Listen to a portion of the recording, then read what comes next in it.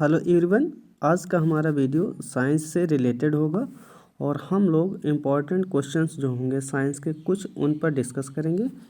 तो चलिए वीडियो को शुरू करते हैं। देखते हैं हमारा सबसे पहला प्रश्न दिया गया है कि सबसे बड़ी आँख किस स्तनधारी प्राणी की होती है। ठीक है, तो आपको ये बताना है कि वह कौन सा स्तनधारी है जिसकी आँख सबसे बड़ी होती है। तो आपका आंसर हो जाएगा हिरण। ठीक है, इसके बाद में दूसरा प्रश्न है कि आज कार्बन डाइऑक्साइड यानी कि CO2 के उत्सर्जन में सर्वाधिक योगदान करने वाला कौन सा देश है। ठीक है, मतलब वो कौन सा देश है जिसमें आप CO2 के उत्सर्जन में सबसे आगे उसकी बात कर सकते हैं।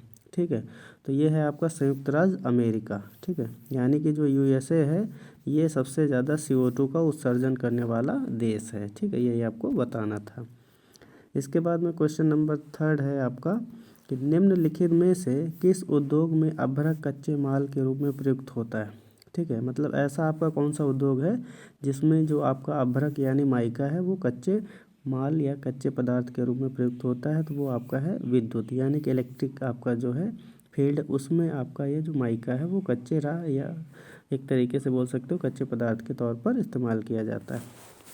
अगला प्रश्न है आपका कि विद्युत प्रेस का आविष्कार किसने किया था। ठीक है, तो ये आपका हो जाएगा परफेक्ट आंसर हेनरी सेले ने किया था। ठीक है, यानी कि जो विद्युत प्रेस है इसके बारे में या इसका जो आविष्कार है वो किया था हेनरी सेले ने। अब इसके बाद में हम लोग बात करते हैं क्वेश्चन नंबर 5 के। क्वेश्चन नंबर 5 है प्रेशर कुकर में खाना जल्दी पक जाता है क्योंकि। तो रीज़न है आपका कि प्रेशर कुकर के अंदर दाब अधिक हो जाता है, मतलब प्रेशर जो है आपका वो इंक्रीज हो जाता है, इसकी वजह से प्रेशर कुकर के अंदर खाना आसानी से पक जाता है। क्वेश्चन नंबर 6 है दाब बढ़ाने पर जल का क्वथनांक क्या होगा, या दाब बढ़ाने पर जल के क्वथनांक पर क्या प्रभाव पड़ेगा। तो आपका बढ़ जाएगा। ठीक है, जो आपका बॉइलिंग पॉइंट है वो आपका बढ़ जाएगा। कब? जब आप प्रेशर को इंक्रीज करेंगे। सिंपल है, आपको यही आप यहाँ पर बताना था। क्वेश्चन नंबर 7 है आपका प्रत्येक क्रिया के बराबर व विपरीत दिशा में एक प्रतिक्रिया होती है, यह न्यूटन का कौन सा नियम है। तो बच्चों इस क्रिया प्रतिक्रिया का नियम भी बोलते हैं और ये आपका थर्ड नियम है, यानी कि न्यूटन का जो तृतीय नियम है ये आपका क्रिया प्रतिक्रिया का नियम है। यही आपका इसमें आंसर हो जाएगा। क्वेश्चन नंबर आपका 8 है कि तांबा यानी कि कॉपर का शत्रु तत्व कौन सा होता है। तो गंधक होता है, यानी कि सल्फर जो है ये आपका इनमें एलिमेंट हो जाएगा किसका, तो Cu का। ठीक है, तो कॉपर का जो आपका शत्रु तत्व है वो हो जाएगा आपका गंधक यानी कि सल्फर। क्वेश्चन नंबर 9 है उगते व डूबते समय सूर्य लाल प्रतीत होता है क्योंकि। मतलब इसका क्या कारण है कि उगते समय और डूबते समय सूरज जो है ना वो लाल प्रतीत दिखाई देता है या लाल रंग का दिखाई देता है। तो इसका कारण है कि लाल रंग का प्रकीर्णन सबसे कम होता है इसकी वजह से। ठीक है, तो ये आपको इसमें बताना है कि प्रकीर्णन जो है ना वो लाल रंग का सबसे कम होता है, जिसकी वजह से आपका उगता और डूबता सूरज लाल रंग का दिखाई पड़ता है। क्वेश्चन नंबर आपका 10 है रेडियो एक्टिविटी की खोज किसने की थी। तो ये आपके जो हेनरी बेकुरल थे, इन्होंने रेडियो एक्टिविटी की खोज करी थी। ये हो जाएगा आपका right answer, Henry Becquerel. Question number 11 है दो समतल दर्पण एक दूसरे से 60 डिग्री की कोण पर झुके, इनके बीच रखी एक गेंद के बने प्रतिबिंबों की संख्या कितनी होगी, ये आपको बताना है। मतलब दो समतल दर्पण एक दूसरे से 60 डिग्री के कोण पर झुके हैं, इनके बीच रखी एक गेंद के बने प्रतिबिंबों की संख्या कितनी होगी ये बताना है। इसमें राइट आंसर हो जाएगा आपका 5। ठीक है, तो 5 हो जाएगी संख्या।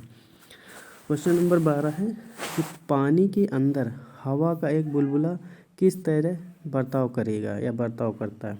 तो एक अवतल लेंस की तरह बर्ताव करता है। ये हो जाएगा आपका राइट आंसर। इसके बाद में क्वेश्चन नंबर आपका 13 है इकाइयों की समस्त व्यवस्थाओं में किस इकाई की मात्रा समान होती है। तो विशिष्ट गुरुत्व की मात्रा समान होती है।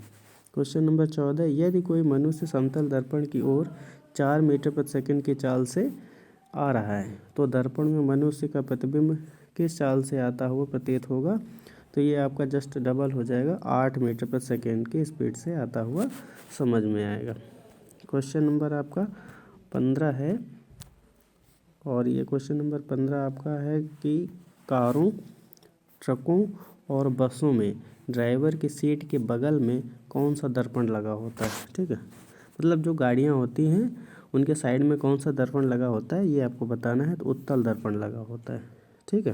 क्वेश्चन नंबर 16, ऐसे तत्व जिनमें धातु अधातु दोनों के गुण पाए जाते हों वे क्या कहलाते हैं। तो उपधातुएं। ठीक है दोस्तों, जिसमें धातुओं के भी लक्षण पाए जाएं और अधातुओं के भी लक्षण पाए जाएं उनको स्वाभाविक है मेटोलॉइड्स यानी उपधातुएं कहते हैं। क्वेश्चन नंबर 17, वनस्पति विज्ञान के जनक कौन हैं। तो दोस्तों वनस्पति विज्ञान के जनक हैं आपके थियोफ्रेट्स। ठीक है, वनस्पति विज्ञान के जनक थियोफ्रेट्स और जंतु विज्ञान और जीव विज्ञान के जनक अरस्तु होते हैं या अरस्तु हैं, आपको पता है। ठीक है। क्वेश्चन नंबर आपका है 18, निम्नलिखित में से किस में ध्वनि की चाल सबसे अधिक होती है।